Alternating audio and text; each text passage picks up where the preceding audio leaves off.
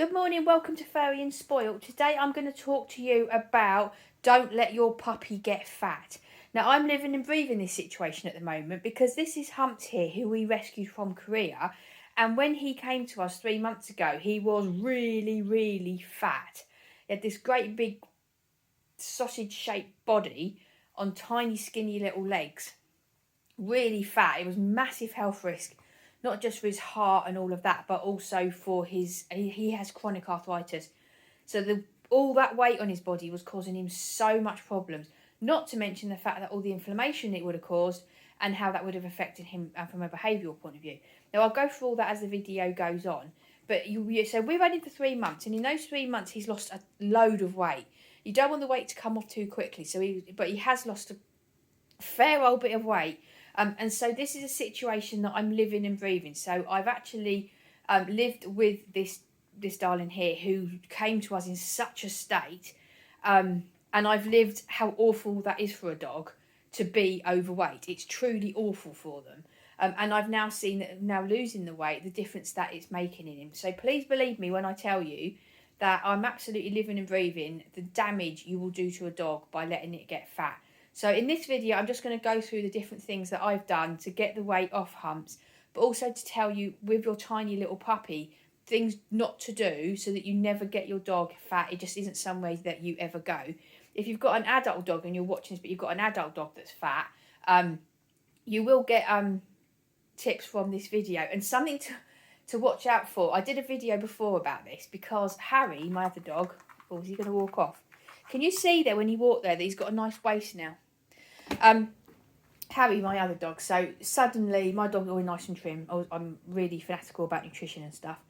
Really nice and trim and everything was great. And then he just suddenly starts putting weight on. Not this, Harry, my other dog. You'll see him later on. He suddenly starts, can you see there, look, he's got a waist. Oh, that's a lovely shot of it, look. Can you see there? He's got a waist now. Whereas when he came to us, that was just absolute barrel. Just a big barrel of fat. Now he's got this nice weight. But Harry, when we first got Harry, I mean not when we first got Harry, this was last year, he suddenly started putting on loads of weight. I couldn't work out what was going on because nothing had changed. Anyway, one day I was out in the garden, so I feed the birds in the garden, and the bird seed, they knock it down onto the floor. But, you know, the dogs are always sniffing around in the bushes, that's it. I just thought that's what they were all doing, just sniffing around in the bushes. And then one day I was actually on the ground doing something and I saw Harry, and he wasn't just sniffing the bushes, he was actually hoovering up all the birdseed. And birdseed is incredibly fattening, and it very quickly put a whole load of weight on him. And as soon as I worked out what had happened, and then I moved the birdseed, and then the weight just fell back off. So you've got to watch it with dogs because you can just watch what they're eating because you just don't always know, especially with puppies because they're everywhere. So watch out for any bits they might be sneaking. If you've got a dog that's got fat and you're just not understanding why, really think outside the box as to what they could be up to. So one of the simple ways to keep your dog slim is to not feed tidbits. So don't deviate away from what they should be eating every day. So my dogs, if they're fed their meals, and that is a set amount, I know exactly what they're fed. I don't just guess it, I know exactly what they're fed. Their treats are set. I know it's not just endless treats going. I know what treats I do for training, what treats I do for different rewards. They have a bedtime treat. And so I know what treats they're getting. It's not just endless treats. And the thing is, if you've got lots of people in your family, you don't just want everybody just giving the dog treats because they can really mount up really quickly.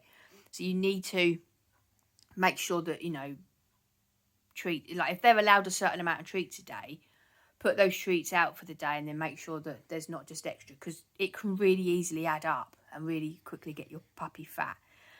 The other thing is, I can't go on about this enough.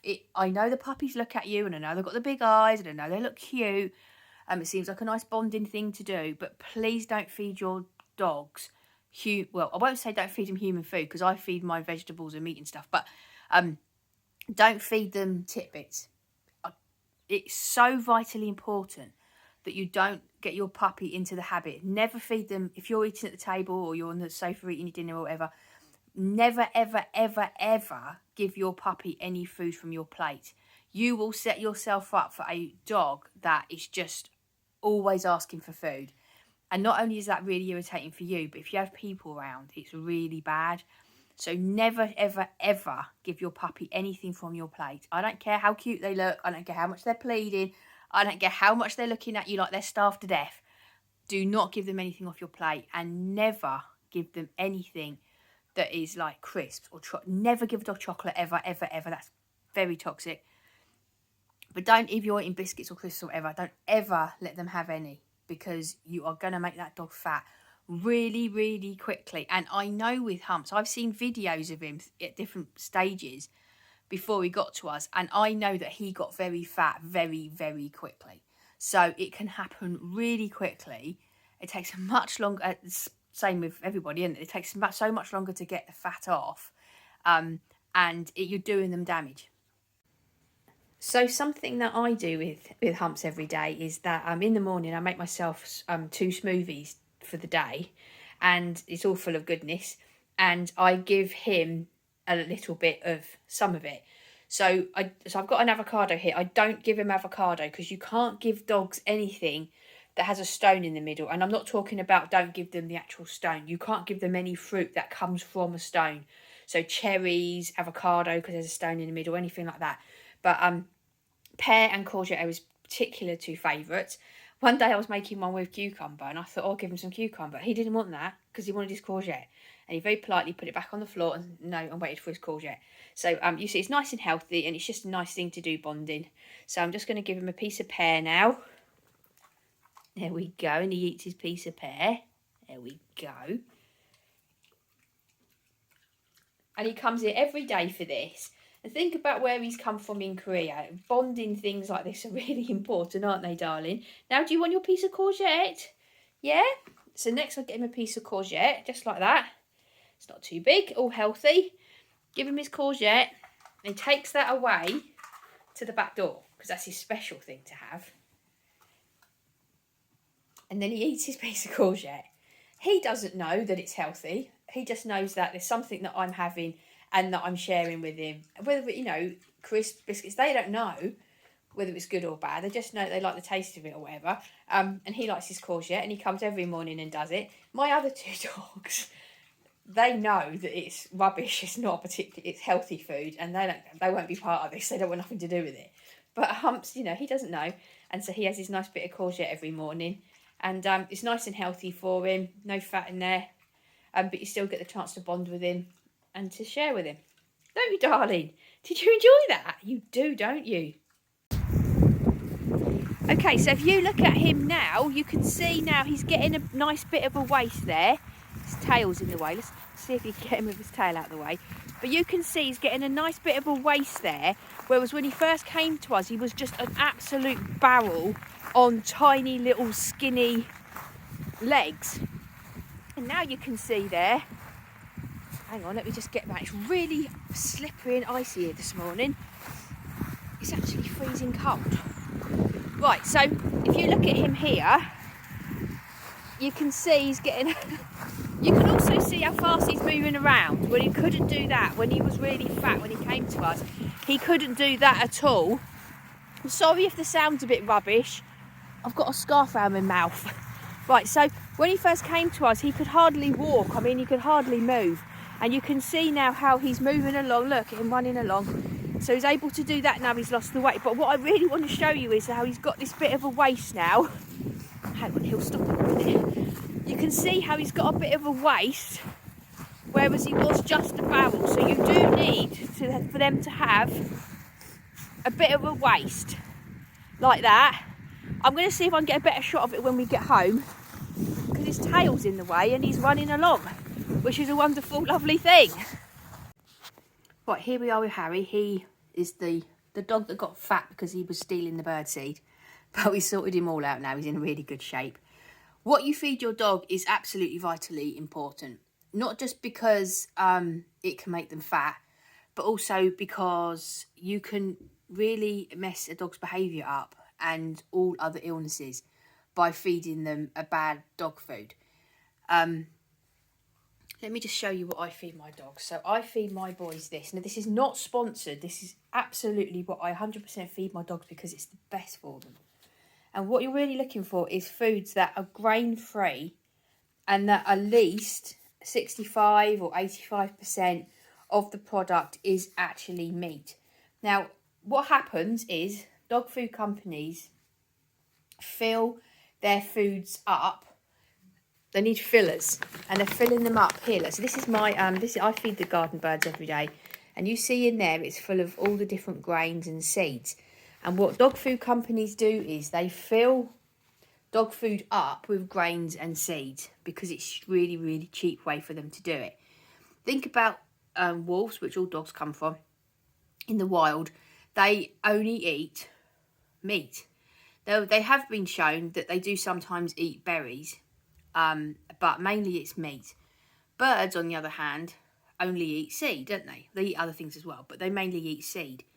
So dogs should not be eating bird food, and that's what's happening. When your dog a food that's got grains in it, you're just feeding them bird food, and it causes inflammation in the body, and that causes them to get fat.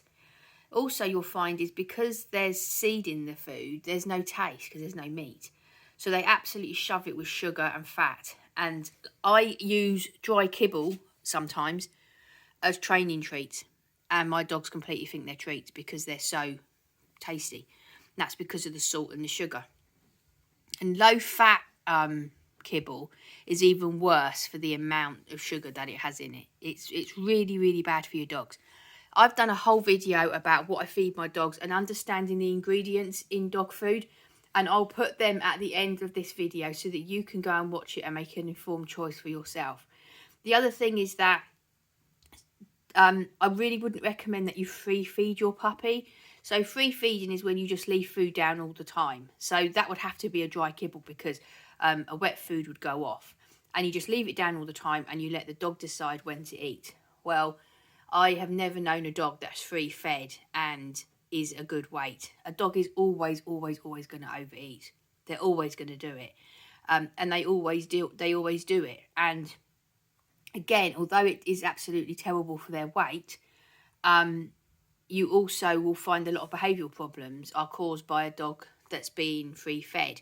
It's good for the dog to see you as the person that supplies food. They're much more likely to listen to you if they see you as someone who provides things that they need. So I really wouldn't recommend that you free feed your dog at all, and that's just leaving dog food down all the time. So I feed my dogs 3 times a day. And when you've got your tiny puppy, you do need to be feeding them that amount of times a day, if not more, because they've only got tiny stomachs. I just feed my dogs 3 times a day because I think I just like doing that. Not every adult dog has to be fed 3 times a day. They can be fed twice a day. But it's really important that you decide what times you're going to feed your dog and that you always stick to those times because the dog will get very, very used to it. So I feed my dogs, I feed them in the morning when I get up at 6. Then I feed them at 12 at lunchtime. Then I feed them again at 4 o'clock. And about 3:30, they start hovering. There is no way on this earth they would let me forget about that, or lunchtime for that matter. They just get so used to it, and it's a really good behavioural thing for them to get used to being fed at the same time every day. And remember, dogs thrive on routine, and I will do another video about that. They thrive on routine, and you feeding them is a way of telling them what time of day it is and keeping them on track, so they know where they are in the day and they know what's happening. And that's so important with a dog and a puppy, is that they know where they are in the day and what's happening, and that they have the routine. It's really, really important.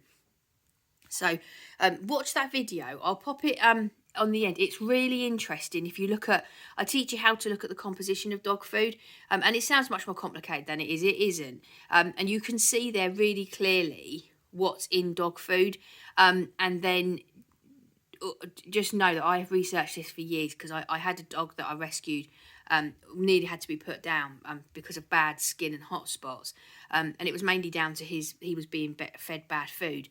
And so I got a little bit fanatical about researching dog food, and grains and cereals in dog food and rice as well. It just creates such awful inflammation in the body that it can just create such awful things. So it's really, really worth understanding that when you look at the back of a dog food, you're understanding what you're seeing and the composition. Anyway, I'll put that video at the end of the video, and then you can go and watch that if you want to, and that will help you in all sorts of ways. Right, so a couple of other things that came to light with Humps being so fat that I can warn you about is that when he came to us, we were going through a heat wave.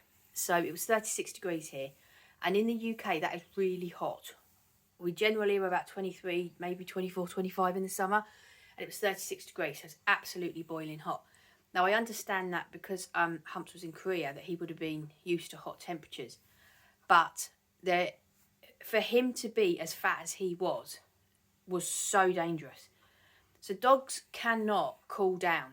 They get really hot, and then they don't have the system that we have to cool themselves down. It's much, much harder, and it takes them much, much longer to cool down, and they can get organ failure in that time and die.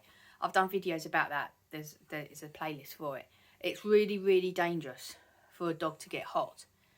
And he was like, honestly, he was like a sausage, a big fat sausage. There was no shape to him. He was just this big, don't look at me, sweetheart, I'm sorry to call you a sausage. But he was like this big fat sausage with skinny little thin legs coming out of him. And that insulation, I can't even bear to think about it really. And I remember we took him for his first walk, and it was a bit humid that day, but it wasn't like really, really hot. It had cooled down a little bit. And in the summer, I always get the boys out really early so that it's not, it hasn't got hot yet. And he could hardly walk. And I was never going, in the summer, I don't walk my dogs like walk. We go to like somewhere where they can just sniff around and sit around and watch the world go by, sit under a tree. It's not walking like it is the rest of the year. And he was struggling so much because of the heat. Well, he wasn't struggling because I wasn't letting him struggling. We went a few houses down the road and came back. But I could see how if he had had any exercise in that heat, well, not like I said, it wasn't hot. Let me just get that really clear. If it's hot, you shouldn't be walking your dogs. But he was struggling because of his weight. He was really, really struggling. And he was fine because I have air conditioning and the house was all really nice and cool. But I was just so really, really scared because he was so fat and it was so hot. And I was just like, this is terrible. This is really terrible. But we got through it. And it was fine. And he's lost the weight and it was all fine. But having a dog fat in the summer is absolute stupidity. It is so dangerous. So dangerous. And I'm not even going to beat around the bush about this. If you let a dog get fat, you are being cruel. Straight, no other thing for it. And the RSPCA, if you are letting your dog get fat, they will see it as abuse, because it is abuse, because the dog is suffering. So don't let your dog get fat. The other thing is, with all the weight he had on him, now he has chronic arthritis. Now that we didn't know that at the time. That's been diagnosed since, and again sorted, and he's in cracking. You saw in that other video him on his walk this morning. He's doing really, really well with that. But you imagine he's got the chronic arthritis in his joints, how painful that was, because it wasn't being treated. And then on top of that, he's got all of this weight pushing down on top of his joints. It must have been agonising for him. Well, it was. I know it was. And so now we've lifted all of that weight. And the other thing is that to get a dog that fat, you've got to be feeding them bad food. And I know for a fact that he was eating stuff out of packets, because any time I went to open a packet, now I don't eat crisps and sweets and stuff, but if I went to open a packet to like get dishwasher tablets out or anything kind of rattly and plasticky, he'd come running really fast. So he clearly has been fed bad food from packets. Don't do it. I can't tell you enough. Please don't get your puppy into the habit. If you are going to eat biscuits, crisps, bad food, fine, you eat it. But do not let your puppy get into the habit of you giving them any of that. Don't get into it. It's so bad for them. And remember, if your puppy gets really fat, you've got to deal with all the suffering and the health. You are going to have to deal with the suffering and the health issues. So you're doing yourself a favour as well by not letting your dog get fat. It just does them so much harm. It's so bad for them. So I'm going to end this video now on this. But as always, you know, please, if you've got questions, put them into comments. I'm on Instagram and I'm on Twitter. It's all under Furry and Spoilt. Please just don't do it. Don't do it. Don't let your dog get fat. Don't let your puppy get fat.